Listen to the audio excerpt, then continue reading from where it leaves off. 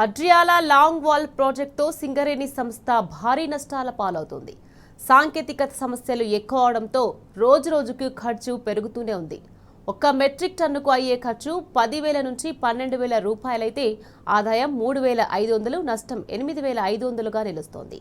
కాంగ్రెస్ ప్రభుత్వ నిర్లక్ష్యంతో సింగరేణి నష్టాల మూటగా మారుతోంది.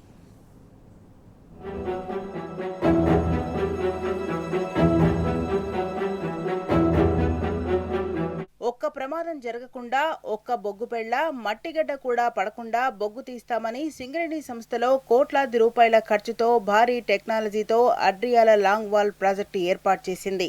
కానీ ప్రమాదాలు, సాంకేతిక లోపాల వల్ల ఈ ప్రాజెక్టు వివాదాలకు కారణమైంది. దీనికి తోడు సాంకేతిక సమస్యలు వెంటాడటంతో ఉత్పత్తి పూర్తిగా తగ్గింది. ఫలితంగా సంస్థ ఎంతో ప్రతిష్టాత్మకంగా చేపట్టిన ఈ ప్రాజెక్ట్ ఇప్పుడు రోజురోజుకు భారంగా మారి నష్టాలు తెచ్చిపెడుతోంది. పెద్దపల్లి జిల్లా మంథని మండలం అడ్యాల గ్రామ శివారులో ఈ ప్రాజెక్టు చేపట్టారు. దాదాపు 1,500 కోట్ల వ్యయంతో జర్మనీ, చైనా నుంచి దిగుమతి చేసుకున్న అత్యాధునిక భారీ లాంగ్ వాల్ యంత్రాల కోసం పెద్ద ఎత్తున నిధులను ఖర్చు చేశారు.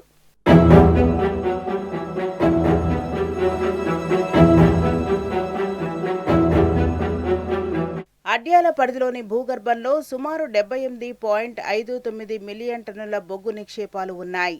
ఈ గని నుంచి కనీసం 35 ఏళ్ల పాటు నిరంతరాయంగా బొగ్గును వెలికి తీసేందుకు ప్రణాళిక రూపొందించారు. భూ ఉపరితలం నుంచి కనిష్టంగా 294 మీటర్ల నుంచి గరిష్టంగా 644 మీటర్ల లోతులో ఉన్న 4 బొగ్గు పొరల నుంచి బొగ్గు తీయాలని ప్రాజెక్టు లక్ష్యం. అధికారిక వార్షిక ఉత్పత్తి సామర్థ్యం 2.817 మిలియన్ టన్నులు.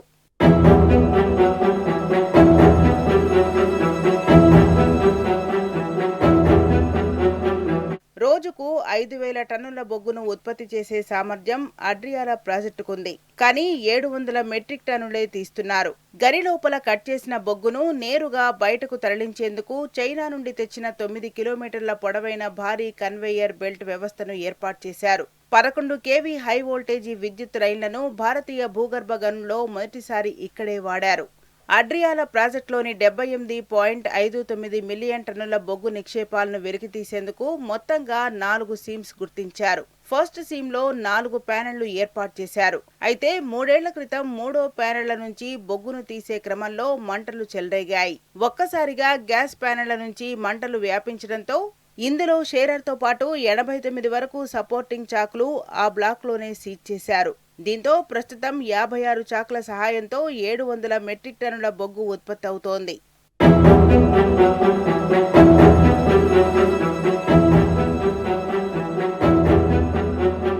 మొత్తానికి అడ్రియాల ప్రాజెక్టుతో సింగరేణి సంస్థ నిండా మునిగిపోతుందంటూ అపవాదు మూటగట్టుకుంది. ఉత్పత్తి తగ్గడంతో దాని ప్రభావం ఆదాయంపై పడింది. ఖర్చు పెరిగి ఆదాయం తగ్గడంతో నష్టాల పాలవుతోంది. ఈ ప్రాజెక్టులో సాంకేతిక సమస్యలు వెంటాడడంతో వాటిని అరికట్టడంలో సింగరేణి సంస్థ కూడా పూర్తిగా విఫలమైంది. ఇప్పటికైనా సింగరేణి సంస్థ, ప్రభుత్వం చొరవ చూపి యంత్రాలను బయటకు తీసి ఉత్పత్తిని పెంచితేనే సింగరేణి మనుగడ సాధ్యమని అంటున్నారు.